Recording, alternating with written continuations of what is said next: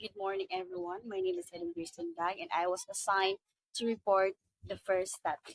So, our report is all about unit for middle childhood, the primary schooler, physical development of the primary pupil.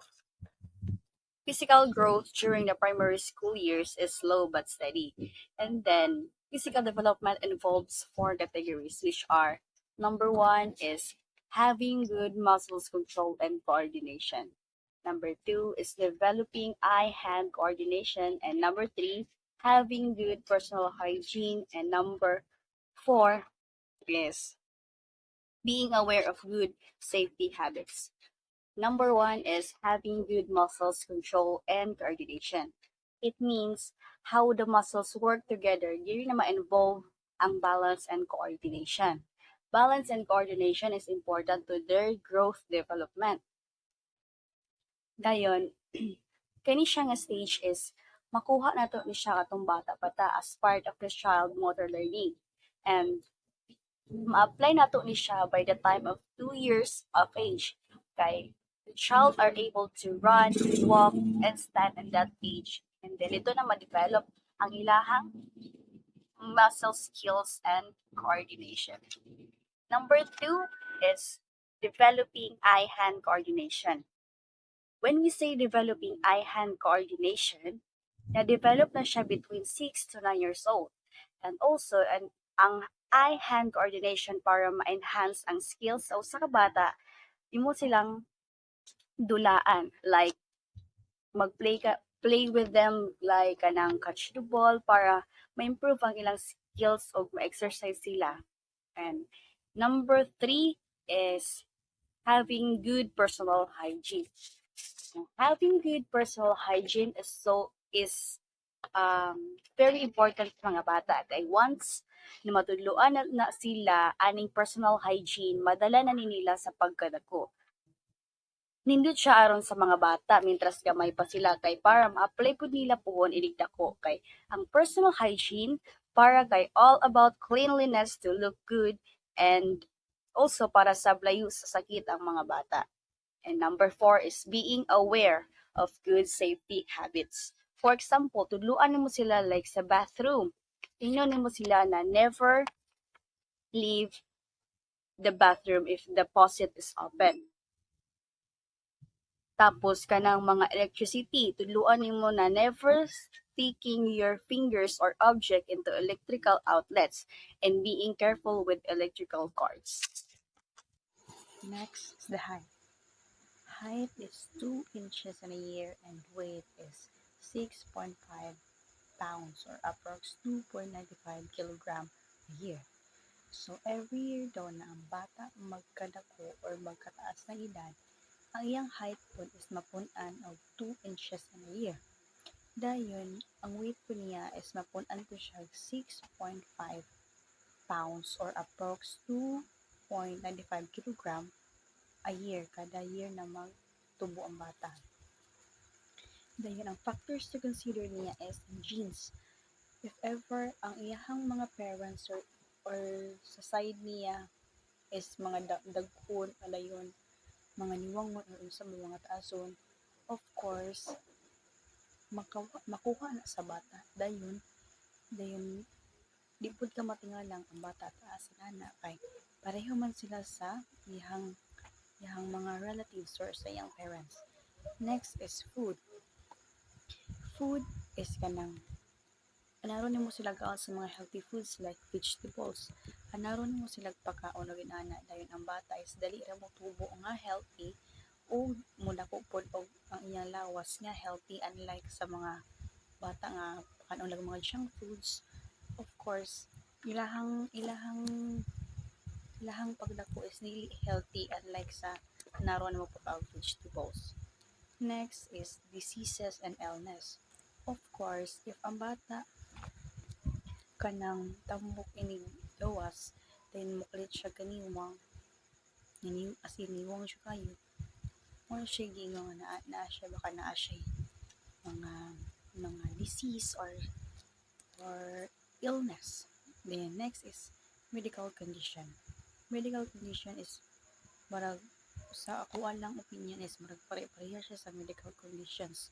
Like, magdepende pag ang bata is dili siya healthy, no? Sa inigawas sa bata, dili siya healthy.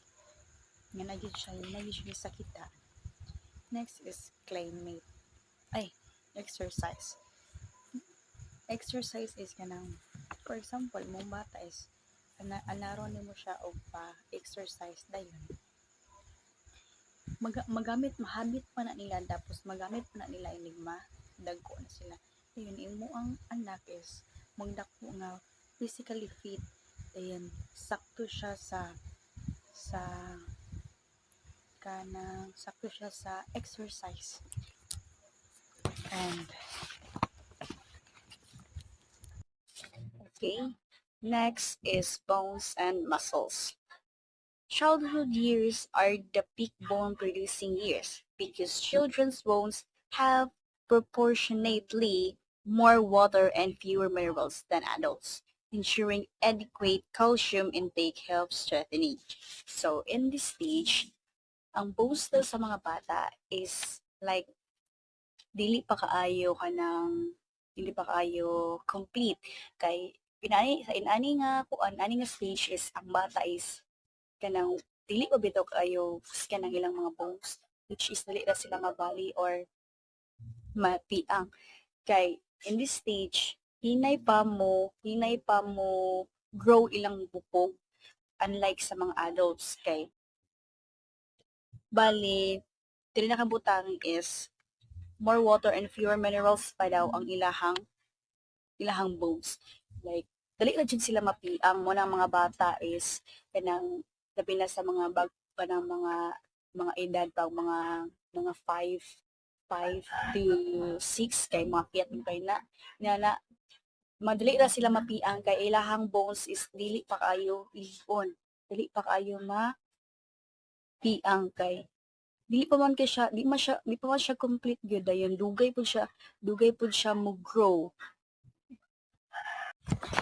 next is motor development. Children in this stage loves to move a lot. They run, skip, hop, jump, tumble, roll, and dance. At this age, man good is ang mga bata jud is grabe kaayo mudula. Like, mga kuan man jud nato no ma-observe man jud nato maskin sa ato ang family kung naman mo kanang mga ig-agaw or mga manghod mga bata pa. Pero bitaw ka nang dili sila kapuyon. Like, dili sila mimutang. Like, basta pag imo silang dulaan kanang you have to kanang mag-play ka sa ilaha. Tapos ikaw nga murag magulang sila is kanang kapuyo na kay pero ang bata is grabe kay energy. Like, bisan pa na sila gadagandaga na sila din na dili na sila kapuyon tungod tungod kay bata pa man sila good, murag wala pa bitaw sila daghan kayo nga mga kuan dapat ko na ang ginagyan ko na is magdula na jud all day. Dayon, motor development is na siya two categories. Unimanual o bimanual. Unimanual is required to use of hands. So, ang unimanual is required na siya nga mugamit og isa ka kamot.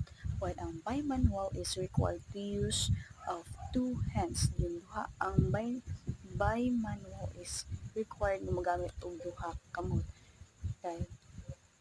Dahil pag duha man gud ka kamot ang ilang gamiton is mas napadali ang ilahang ginabuhat or ilahang mga gusto buhaton.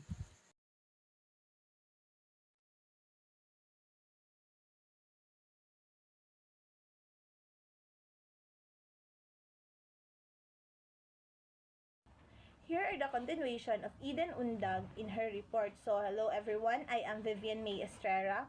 Here are some motor milestone of primary school age children, Virgin and Virgin Child and Adolescence Development in your classroom. 3rd edition, 2018, Boston, MA, USA. Fine motor skills including zip, zipper, and lace shoes, able to learn piano and violin, Control pencil with the finer and thumb movements come from the elbow. Write and draw with more control but in writing look choppy and uneven, while the gross motor skills are hop, skip on alternating feet, jump rope, walking on a balanced beam, throwing and catching and kicking becomes smoother, begins to participate and organize game, and lastly, skate, ski, bike, and other specialized training. What are the difference between fine motor skills and gross motor skills? Fine motor skills are movement that requires the use of small muscles like those your hand, finger, and feet, while the gross motor skills involve using large muscles group like those in your legs, arms, and torso. Some issues affecting physical development. One of that is the obesity. What is obesity? Obesity, this is becoming a major concern for parents and healthcare provider since it seems it's becoming a trend. Prevalence of overweight among children 5 to 10 years old has risen from 5.8% in 2013 to 99.1% in 2013. Ang mga obese kay katuning mga bata nga kusog mukaon pero ilang gipangkaon kay dili healthy foods. So ang result ana is dili normal ilang size or ilang body size. Sa ilang lawas madelay ilang pagtaas tungod sa ilang kadako sa ilang lawas. Maglisod pud sila og lihok kay dali ra kapuyon kung mag-exercise. The second one, issues affecting physical development is the childhood nutrition.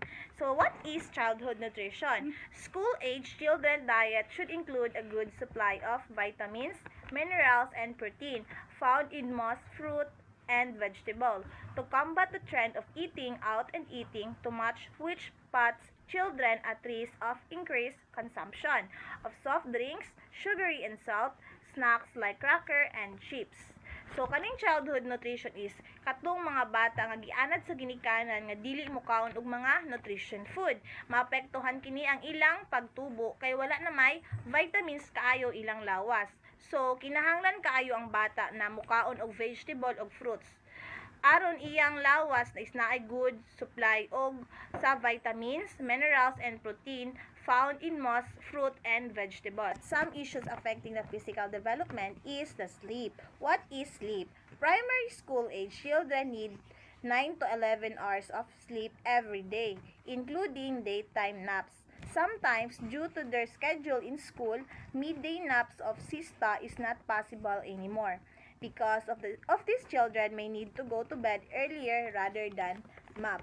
So, kung ang bata dili sakto sa pagtulog na negative effects kini sa bata o maepektuhan kini iyang physical development or physical growth, which is iyang pagtaas sa iyang height. Kay isa sa mga makatabang sa bata para mutaas kay ang pagtulog ug ang bata kinahanglan sa matulog og 9 to 11 hours every day. Implication of child care, education, and parenting. Two major ways help the primary school age children to be physical healthy. Number one is provide them with good nutrition, and number two, involve them in coordinate and appropriate physical activities. Physically, helps care provider, teachers, and parents must do the following. Number one is encourage children to join or enroll them in related programs during summer of their free time if children show interest in a particular activity or sport.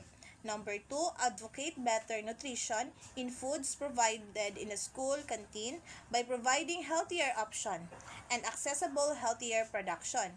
Number three, provide balance between rigorous physical play activities and quiet activities in designing classroom activities. Number four, create an exercise plan for children. Not only does it promote motor skills, but also improve strength and endurance, build healthy bones and muscles, and increase positive emotion. Number five, maintain a daily sleep schedule and consistent bedtime routine. And last is make children bedroom conducive for a peaceful sleep. If possible, keep computers and TVs out of the bedroom.